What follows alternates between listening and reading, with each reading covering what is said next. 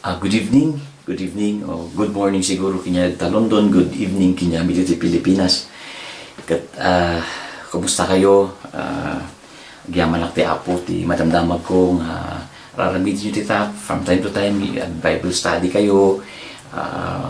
Maswerte kayo nga tita ta advance kayo ti technology dati chat room yo. Kat matay dayo ti Diyos kat agyaman tayo ta ada dagitoy may encounter tayo nga salsaludsod nga mayat nga palubusan tayo that in God's perfect time umay dagi nga understanding tayo. Remember uray di panawin dagiti disipulo ni Apo Jesus, makita tayo ijay scriptura in the book of Acts chapter 15 nga when the Lord went to the Father nabati dagiti disciples na nga daduma from time to time maka-encounter da iti saludsod question nga agdidibatian da pay ijay nga chimpo ijay Acts chapter 15 kinasapulan nga kunan dagiti disipulo nga apan tayo di Jerusalem tadamagan tayo man jay nabatbati nga panglakayon ijay nga leader dagiti disciples ni Pedro nga ni Pedro kathanbot nga nakaadal ngem dagiti ada saludsod na dagiti nakaadal like Paul yang impalubos ni Apo Diyos dijay for a while. So napanda ijay, and to cut the story short, at the end of the day nasumbatan dijay salsalunsud da Acts chapter 15 adu dagitoy nalawlawagan babaen ti espiritu ti Apo na nasumbatan dagi salsalunsud iti kapanunutan da. Pasat amin da ito iti panagmature panagdakkel tayo ti na espirituan. Kat uray mat dayti nga Bible study yo, I'll go straight ijay saludsod ijay kaya tayong saludsodon ko regarding the unconditional love of God.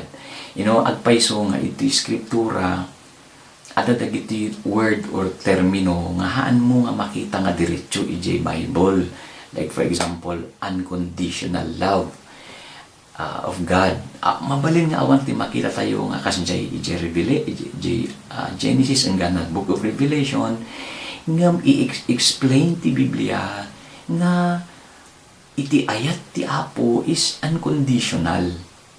Okay, I'll go later ijay to explain further of that. Malagip ko ni Jimmy Swaggart, one of the great evangelists in the 70s, in the 80s. Kasla di sa nga Trinity.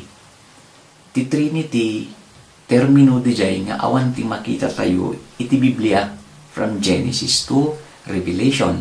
Ngam i-explain ti Biblia anya ti kayat nga saon ti Trinity. Nga ti Diyos may ngam adal talo nga persona na, the Father, Son, and the Holy Spirit. And these three are one. Okay, isang ako na ni Jimmy Swaggart nga no padasem nga eksakto nga maamuam iti Trinity iti Diyos mapukaw mo ti panunot mo, because that is mystery according to Genesis Deuteronomy 29:29. Ngam nuhaan mo met nga patyen iti Trinity mapukaw mo ti kararwang. Okay? Ngam i-explain na dayto. Same thing ijay termino wano sa nga unconditional. And let me start reading to us iti libro iti Luke chapter 9. Again, we cannot see any word, single word nga unconditional love of God ditoy. Ngam i-explain na niya. Remember the book of Genesis 1:29. 1:26 nga kunana nga idi pinarson ni Apo Diyos ti tao sikaken siya kunana, let us make man in our own image, in the image of God. Ijay pailaeng kunan ti Diyos na may maysa, let us. Apay sino may katungtong nga apay nga as, apay nga hanang kinana nga I will make man. Ngumti kunana, let us make man. Awang pa'y ti tao ijay nga, mabalin na akong mga kasarsarita, ngam i-explicar na nga tidyo, the word as is Elohim, ibig sabihin ang Diyos plural. Okay, medyo adabasity theological deep explanation na dito ngam as we will allow the Lord hantayo nga matikaw ditoy to teach us, we allow the Spirit of God to lead us, hantayo nga matikaw ditoy. Okay, so kunana, let us make man in our own image. Kat no daytoy basaan kat one of the image of God, gamin kunana ti tao kaas-aspingda iti Diyos. No ti Diyos kat napnapnuan ti ayat, ti tao dapat lang napnapnuan mo ti ayat. Diya di original purpose ti Apo. No ti Diyos kat manangaasi, kas diya mo ti tao manangaasi. No ti Diyos kat nasantuan, pinanggap na nga ti tao nasantuan. No ti Diyos kat ada iti unconditional love na iti tao kas diya mo kuma. And the scripture will show to us iti character nga mabalin nga adda kinyatayo. And let me start reading Luke chapter 9 verse 57. As they were walking along the road, a man said to him, habang magmagnada po Jesus adda iti may nga lalaki nga nangkon na kinya na, I will follow you wherever you go. Wherever you go. Adda iti commitment na, unconditional commitment na nga sumurot ken ni Jesus. Kunana kayat ko nga sumurot kinyam wherever you go. No Tagalog ko man ni Ray Valera nga kanta, mahal kita maging sino ka man.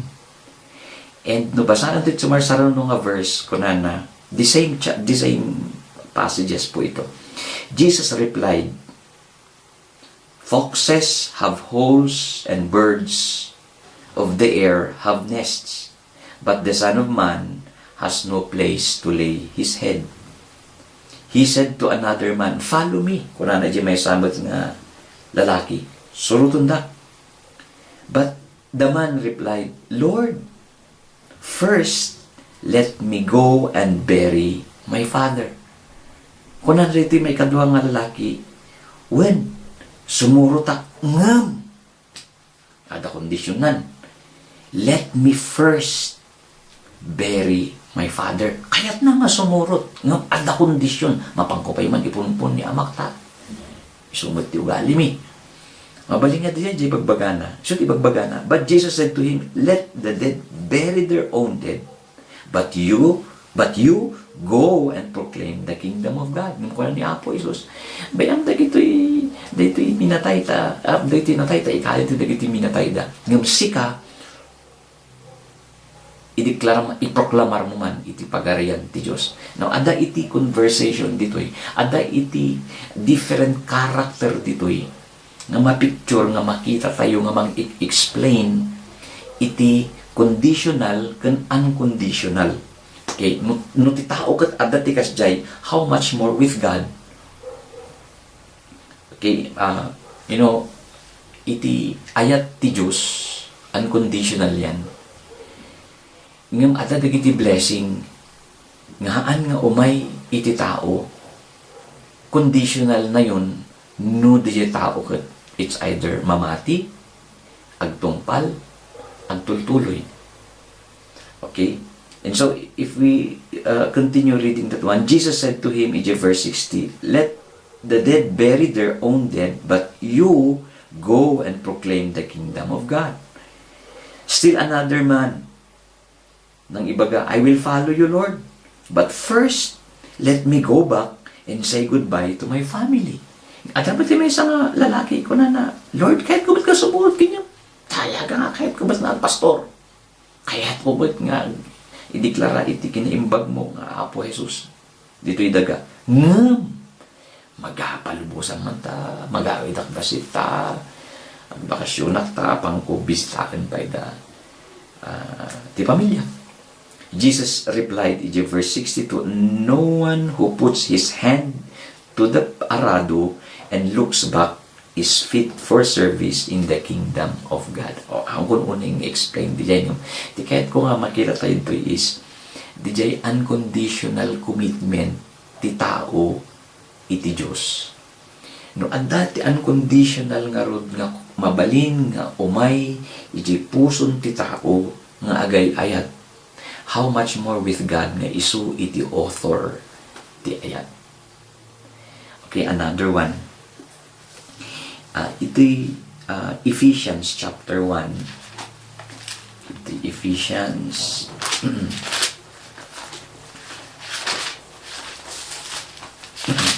chapter 1.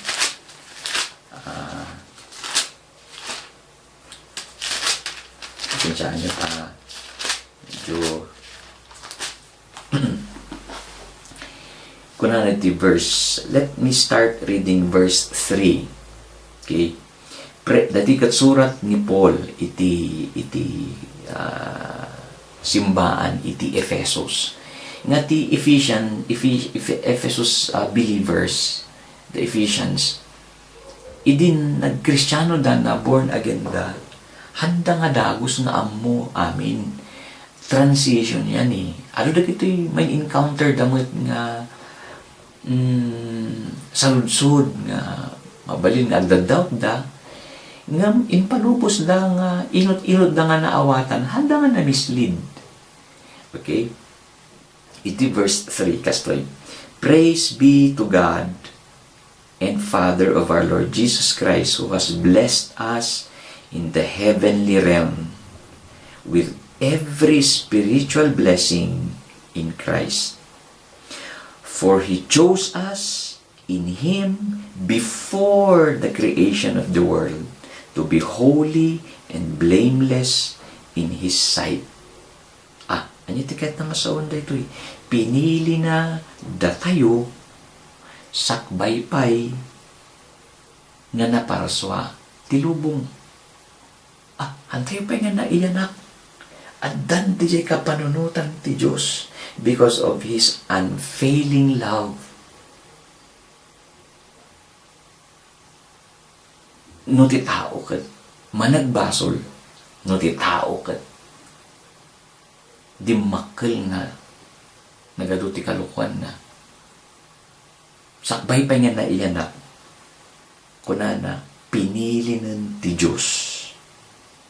Ibig sabihin, hindi niya tayo tinanong, gusto mo ba? Haani, nga talaga nga inayat na nga dagos even before the foundation of this earth. Kunana, to be holy, blameless in His sight. Tapno makay ayo na santuan, ijay matana. In love, ayan, in love, He predestined us to be adopted as His sons through Jesus Christ in accordance with His pleasure and will. Babaan ti ayat na, intuding na, nga agbalin tayo, nga pudno, nga anak na through Jesus Christ. To the praise of His glorious grace, which He has freely given us in the one He loves. Iji verse atitude dating ibasa iji verse 11 ko na. In Him we were also chosen, having been predestined according to the plan of Him who works out everything in conformity with the purpose of His will. Verse 12 ko na, in order that we who were the first to hope in Christ might be for the praise of His glory. And you also were included in Christ when you heard the word of truth, the gospel of your salvation. Having believed, you were marked in Him with a seal, the promised Holy Spirit, nga mag-isuro ti aramiden tayo, who is a deposit guaranteeing our inheritance until the redemption of those who are God's possession to the praise of His glory. So, like in the natural, iti ama nga agay ayat iti anak na. You know, anpay nga ni rumar di ubing, or oray na rumaran di ubing nga wala pang kamuwang-muwang, awan pay na aramid na. Di ayat ti apo, di ayat ti ama, biological man yan, or guardian parents man yan, nga limpyo nga parents, unconditional, di ayat na ito anak na. You know, at dapat iti